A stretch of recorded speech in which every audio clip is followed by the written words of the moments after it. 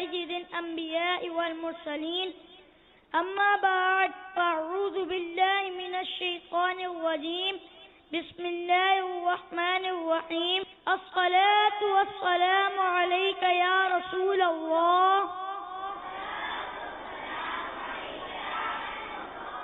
وعلى آلك وأصحابك يا حبيب الله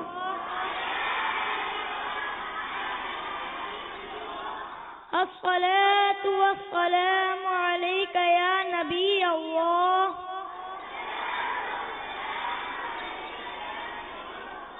وعلى آلك وأصحابك يا نور الله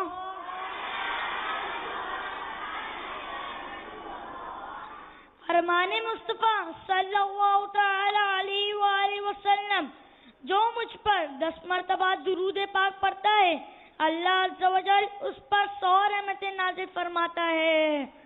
صلو علی الحبیب تعالی علی محمد.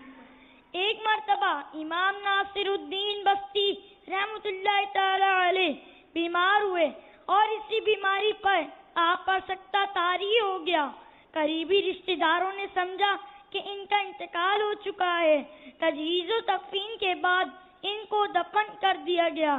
قبر میں رات کے وقت جب آپ کو ہوش آیا تو خود کو قبر میں دفن پا کر بہت حیران ہوئے. آپ کو یاد آیا کہ جو شخص پریشانی کی حالت میں 40 مرتبہ سورہ یاسین پڑھتا ہے تو اللہ عز و جل اس کی مصیبت دور فرما دیتا ہے اور اس کی تنگی فراخی میں بدل جاتی ہے.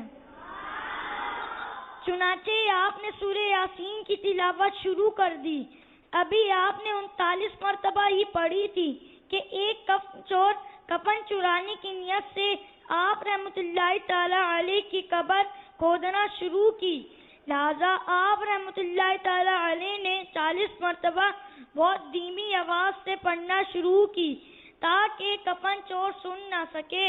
ادھر آپ نے 40 مرتبہ پورا کیا، ادھر کفن چور اپنا کام پورا کر چکا تھا. آپ اٹھ کر قبر سے باہر آئے. خوف کے مارے کفن چور کا دل پھٹ گیا اور وہ چل بسا. امام ناصر الدین بستی رحمت اللہ تعالی علیہ کو خیال ہوا کہ اگر میں ایسے ہی شہر میں چلا جاؤں گا تو لوگ پریشان ہو جائیں گے اور ڈر جائیں گے.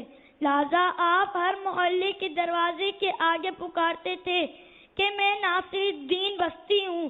تم لوگوں نے مجھے سکتے کی حالت میں دیکھ کر غلطی سے مردہ تصور کیا اور دفن کر دیا تھا. میں زندہ ہوں. اس واقعے کے بعد امام ناصر الدین رحمت اللہ تعالی علیہ نے قرآن کریم میں تفصیل لکھی. فلموں سے ڈرا منہ سے نفرت تو الہی، بس شوق مجھے نعتوں کی تلاوت کا خدا دے.